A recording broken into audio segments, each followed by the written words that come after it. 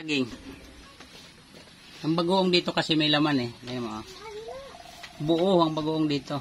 Yay. Yan ah. Yan ah.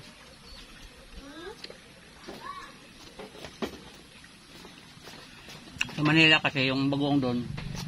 Sabaw. Pasubra yung laman. Dito laman talaga. Yan. Sinasawsaw dyan.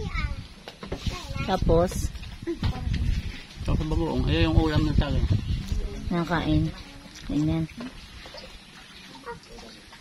Masarap ba? Ganda kong partner. Saging na.